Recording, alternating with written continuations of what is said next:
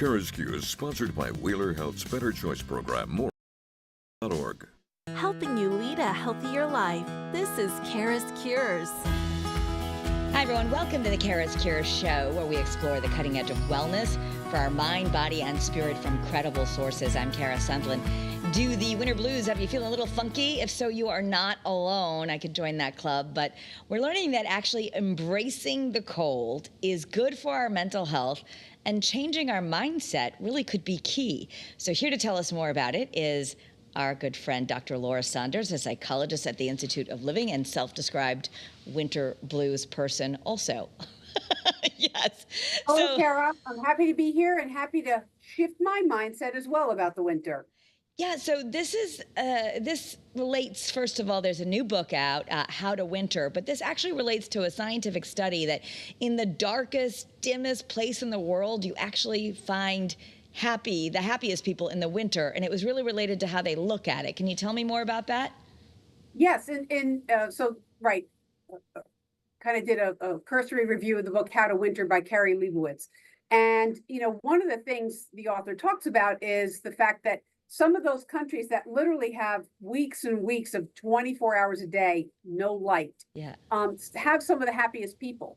And the factor really has to do with this psychological mindset, this shift in your thinking, a shift in your beliefs and attitudes, and that affects how we think and how we behave. And so you would think, how could people that experience 24 hours of darkness for weeks and weeks on end, how could they be happy at all? It would seem miserable, but it's a shift in your mindset. Yeah, I think, was it Voltaire who said the most important decision we make every day is to choose to be in a good mood? So we have more freedom around this than we think. I think sometimes we hear seasonal affective disorder, which is a real thing. We're like, okay, there's nothing I can do about this. Like, I'm just going to be low and kind of down for a couple of months. And that is not what the science shows. Right. I mean, yes, there are people that are really and truly affected by their mood, and their energy is affected by the season, like the, decreasing daylight and the cold weather. I'm not minimizing that, but the treatment is actually to do things to help yourself feel better. It's not to just feel miserable for 4 months and shut yourself up in your house. That doesn't, in fact, make it better. And I do like to acknowledge that this is not just like a snap of the fingers. This is not, it doesn't just happen like overnight. So there is a period of acclimation that you have to sort of, as you get into December. For me, it hits like when I know December 21st is coming, and that's the winter solstice. It's like, okay, now we're going to start adding daylight to each day. So like you have to do things and kind of shift your mindset, and realizing when I'm driving home, I happened to leave work early the other day at like 5 o'clock. And I'm like, well, it's not completely dark, right? So that's an example of shifting your mindset a little bit, because a month ago it would have been pitch black at that time. Yeah. And one thing we can do, you say, is make a winter bucket list. Just anticipating some fun things can really help. And of course, doing them helps too. Yes, whatever might be on that winter bucket list. For me, years ago, I wanted to make sure that my kids didn't have my same dread of winter. So I helped them get into some winter sports, things that you can do in the winter, because I didn't want them to have that dread that I had. Whatever it is for you, you want to go ice skating, you want to do things in the winter, create a list for yourself of things that you want to do, activities that you want to do. Remember that all towns have like a, community calendar and all sorts of activities, things that you can do with other people, hopefully, to help yourself, and create a winter bucket list of things that you will look forward to. Yeah. And in fact, I totally relate to that, because my son loves skiing, and that is something we really got him into. My daughter was a dancer, so she did less of that. So he can't wait for winter, because it means skiing is happening, where she's a little more reticent because what's she going to do, right? It's like, oh, I got to stay inside. You're not tan. There's no beach. So, right. Instead flipping that, and then that includes changing our lighting. That's one action step we can do. What do you mean by that? The science of color. So there's a really good amount of research, and we talk about this a little bit when we talk about seasonal affective disorder, which starts to hit kind of in November, and certainly into December, is that there's a lot of research on the lighting that you have in your setting. So for some people, it's, creating more full spectrum light bulbs.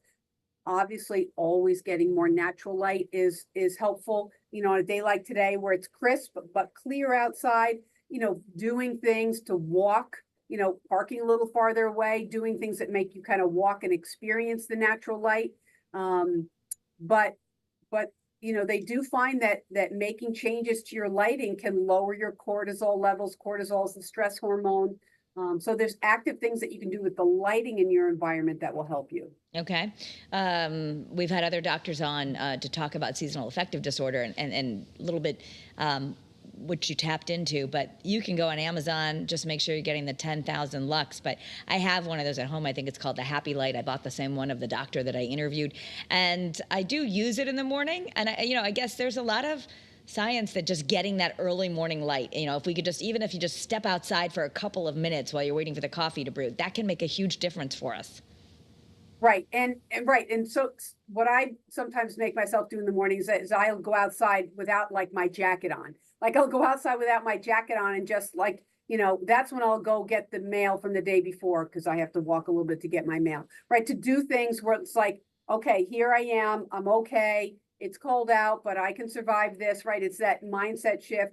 And it's that lighting. It's a bright day. It's not a gray day. It's going to be a good day, right? You see how like all these things that we do, that self-talk that really helps sort of motivate us. Okay. So again, we're talking about the mindset things we can do. The other thing is allow yourself to slow down. I guess nature does. It's a hibernation time. So you really encourage us. The science shows allow yourself in our busy lives, maybe take up a slow hobby like knitting or puzzles, and allow yourself to have that restorative time. Absolutely. I mean, this is, doing a puzzle for several hours on a weekend might not be something you want to do on a beautiful May or June, weekend, right? But this is the time when you can take up some of those. There's all sorts of ceramic studios around. So you take a ceramics class, you take up painting, you take up knitting, you take up also puzzles, journaling. My daughter actually went out and bought at a hobby store a huge like 3D wooden puzzle that she spent an entire day putting together. Right? Those kinds of things are great ways to pass time. And I always think about how you're building skills, like you're building your fine motor skills, you're following directions, you're doing all sorts of things. Whenever you're learning new things, you're engaging your brain. Yeah, maybe it's a time you talk about meditation. If you just want to learn how to just be, where we would allow ourselves inside to just relax. Maybe take a nap. But, I feel like I try to tell myself, don't feel guilty for those things. But I think a lot of busy folks are like, oh, gosh, you sit down and you're like, what am I supposed to be doing? But embracing the idea that this is a slow season, nature would tell us to slow down, and that's actually good for us. Right. And I have no problem with taking a nap. Now, I don't want people to sleep all weekend, because that's a sign that you're isolating or that your energy is too low. And that might be a sign of some bigger issues. But doing things at a slower pace, not doing as many activities, taking up a hobby, doing, planning an event with a friend, doing things that are at a slower pace. Yes, that's a fine way to sort of rejuvenate your energy. Yeah. And we want to bring nature around us. So you would suggest bringing plants inside. That could also be a new hobby. If you're someone like me and you think you kill all the plants, maybe start by bringing some plants inside and promising you're going to water them. But the plants actually can really bolster our mental health, and they clean the air. Yeah. I mean, my sister and brother-in-law get a root ball tree around, before Christmas. They get it in December, and then they keep it in the house for a while. But honestly, like having that green, that big, it's not that big, but, a green tree, and that you can smell the pine, and it's not just, a Christmas tree, but those things really can be helpful. Never mind the exchange of oxygen and carbon dioxide, but bringing greenery in. If you're not someone that is really good with plants, you don't have to get a whole room full of plants, but bring one thing in. I love a lot of pine and cedar. And so I have, things that I bring in and that I keep in because I like those smells, and it's greenery. Yeah, absolutely. So that's part of it. Just asking yourself, What do I like? What can I do to make this day more enjoyable? And having those kinds of questions can make a big difference. When you talk about going outside, a lot of folks just think that they're going to just hunker down. But if you do what you're doing, like make a promise that you're going to go outside, preferably in the morning to get some light, doing that every day, that movement and that fresh air is a natural antidepressant. It kind of is, right? It's the movement is good for you. And, it's really about preparation, right? So it's not like it's January and I'm never going to go outside. It's, we live in Connecticut, we live in New England, right? Learning how to layer and just getting yourself some layers and a decent jacket and a pair of gloves and some good wool socks, and going outside and doing things, not avoiding the outside as much as possible, right? I see young people all the time and they don't really wear any kind of jacket or the lightest of sweatshirts. And I'm like, I don't know how, I like to wear layers. I like to be warm. Yeah. I don't want to be cold, but by doing that, by preparing myself, I'm having a better experience when I do go outside, because I'm comfortable, right? So if I'm comfortable outside in the cold, I'm not talking about being outside for hours, but I do make myself go for walks outside in the winter, because it does help me and it does make me feel better. The act of being outside, the act of acclimating to the cold, and it is that mindset shift, which is I'm okay out here. Mm-hmm. Yeah, and we do get a little jolt. There's a lot of, people, if you're watching online, there's a lot of cold, hot plunge, saunas and cold plunge therapy. But the idea of going outside and having that brisk air actually can energize us. I know for me, I think the winter just feels like I'm more tired a lot, but we get energy from, and you feel good about yourself, like you just did something hard. Right. Move a muscle, change a mood, right? Mood states are temporary. So we have to, if we're kind of feeling really low, I'm not a morning person. So I'm more likely to go out for a walk, maybe in the afternoon on the weekends. During the weekdays, I have to do it in the morning, because that's when my time is. I don't want to do it when it's dark, but it's doing these things that might be a little bit uncomfortable, but it's stepping into that discomfort and it's really helping yourself. I know that I will feel better after I bundle up and go out for a walk. I know that I will feel better. So it's also with that forward thinking, helping myself get into that. I will feel better at this point. So I'm going to take the steps to get there. Yeah, and when they, interviewed the folks, the Norwegians and folks from that region that have, almost 24 hours of darkness, they got excited about that they're going to get to have hot cocoa, or, they're still going in their saunas, or their traditions of being inside under blankets and reading books. So there's where the mindset came, is they were looking forward to these things that you only do when it's cold and dark like that.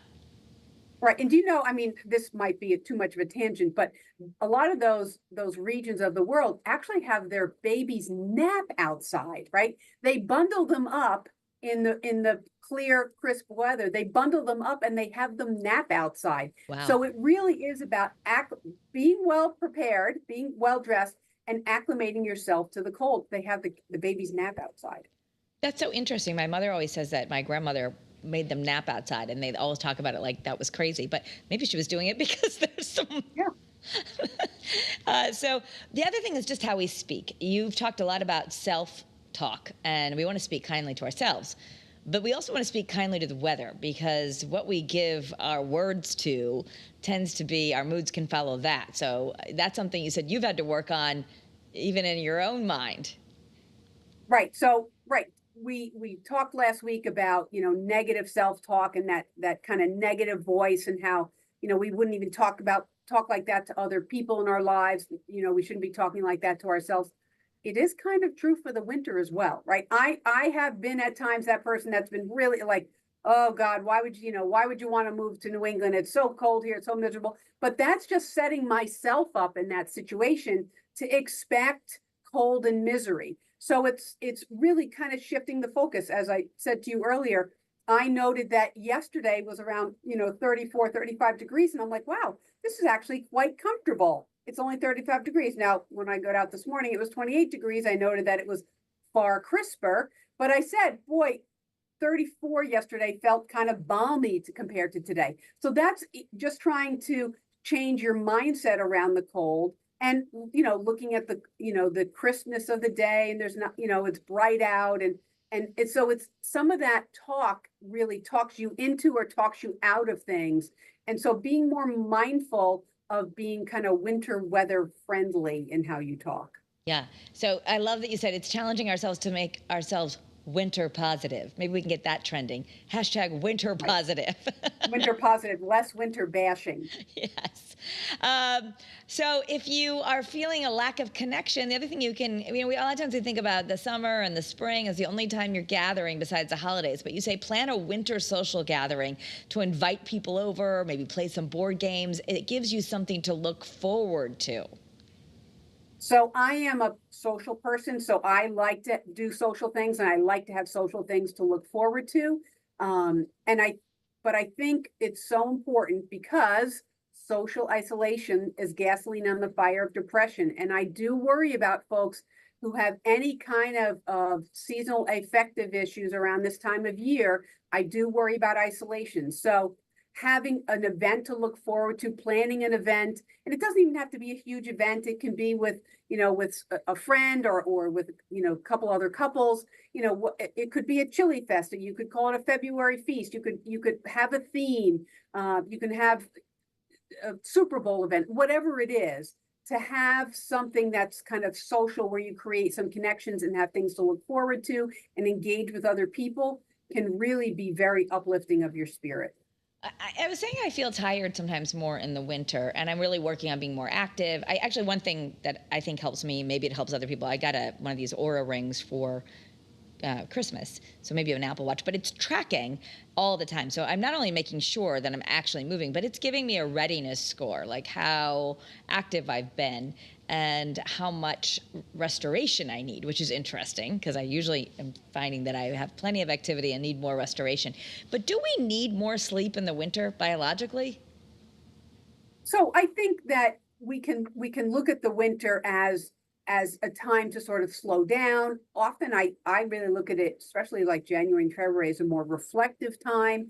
I'm all about, taking things at a slower pace, being a little bit more reflective. What I don't want to do is just truly get into hibernation. Yeah. We are not hibernating creatures. And while you can take some space, I don't want people to get into the mindset that, boy, I haven't seen anyone in 3 weeks, and it's, because that's not good for you. That's just, we know that that's not good. Yeah. And so finding ways to be more reflective, to identify what is helpful for you, and things that you want to do, things that you want to look forward to. It's that reflective period, but taking that reflection and then putting it into action. Absolutely. And reflection could be something you add. Maybe you're going to start journaling like your daughter. We're going to take a quick break and hear from our sponsor and then come back. And while we do that, maybe think of one thing you can do to make friends with winter. We'll be right back. Struggling with gambling? Wheeler Health's Better Choice program offers personalized support and treatment to help you regain control. Visit WheelerHealth.org to learn more and take the first step towards recovery today.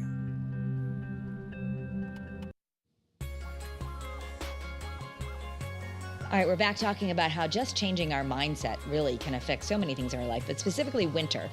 If you can become more winter positive, perhaps we can feel better. So you're not just surrendering to this, I hate this part of our year, which happens every year for at least 3 or 4 months. I'm here with Dr. Laura Saunders, and I wonder what you noticed when your kids were home, because I know you have a lot of, your kids are both at college, but they're home for quite a long time. And, that's when you don't have routine, you don't have whatever. Did you notice anything with, for us parents out there who are busy and worried about our kids and teens, did you notice any problems with winter and the kids?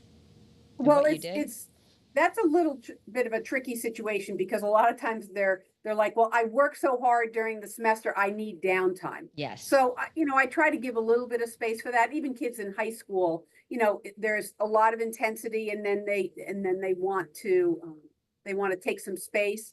But at the same time, I do think it's really important to have some structure, some anchor events so that you're not doing nothing for days on end.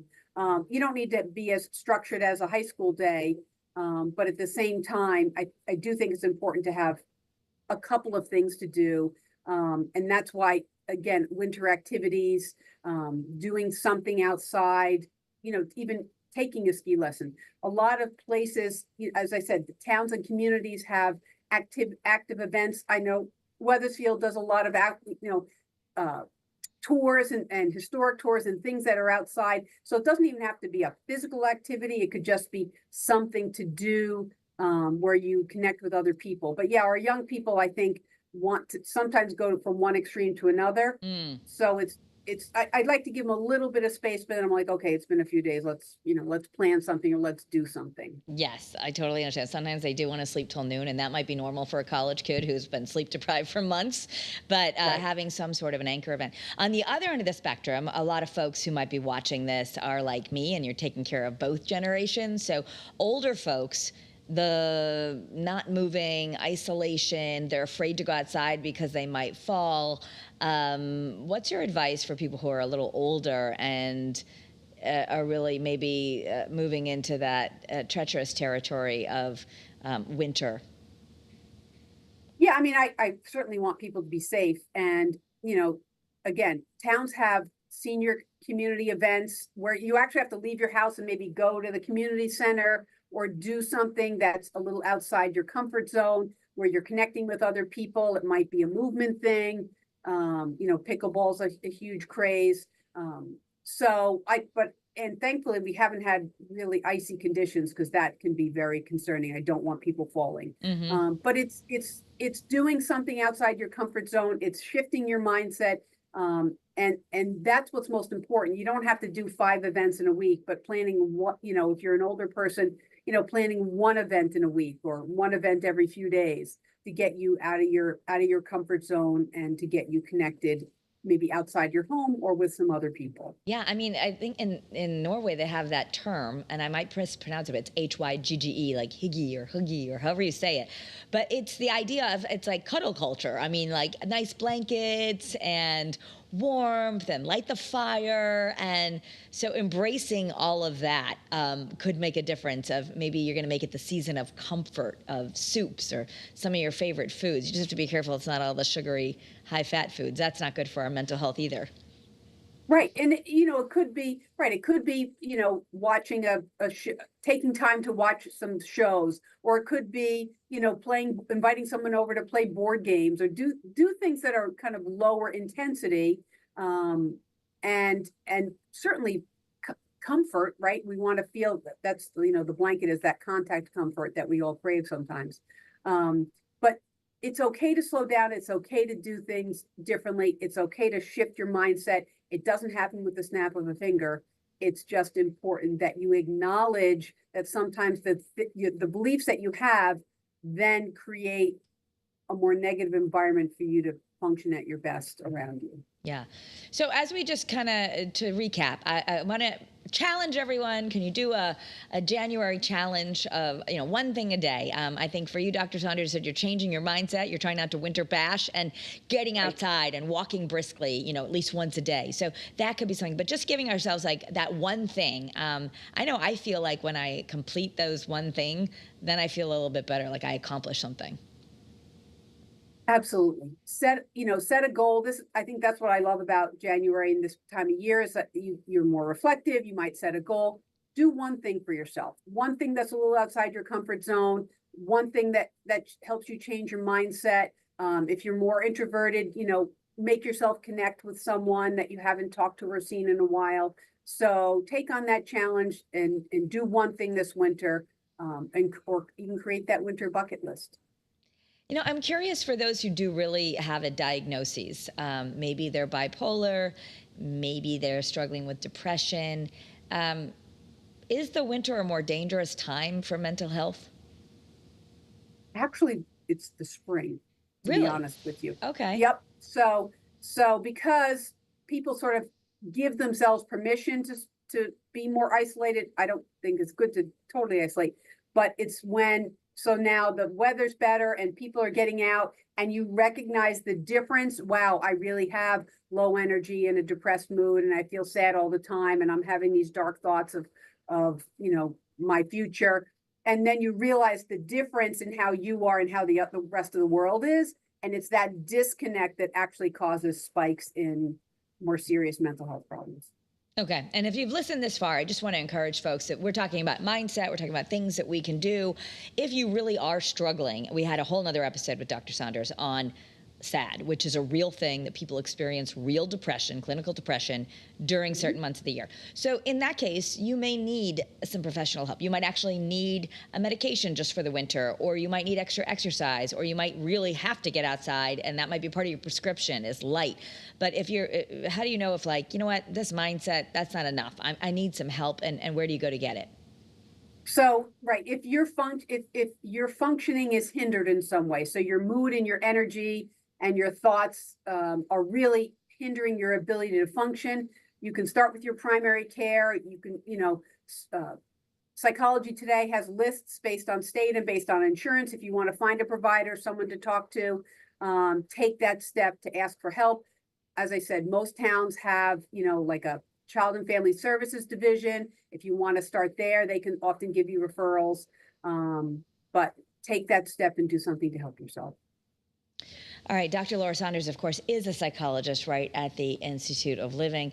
And I want to shout out, we've been mentioning on the news a lot that if you're someplace where you don't have water, you don't have heat, you can call 211. Or if you really are having a mental health crisis, that number is 988, which is like the 911 for a mental health crisis. All right, Dr. Laura Saunders, the name of the book again is How to Winter? How to Winter by Carrie Leibowitz. Okay. Maybe I'll put it on my reading list for those of you who want to learn more. How to Winter. Dr. Laura Saunders, thank you so much. We appreciate your time for being here. Take care, Kara. Thank you all for supporting this work to be well. If you want to share this with a loved one, we would love it. You can subscribe on the podcast. That always helps. Share it on social media. That helps as well. Have a great day, everyone, and be well.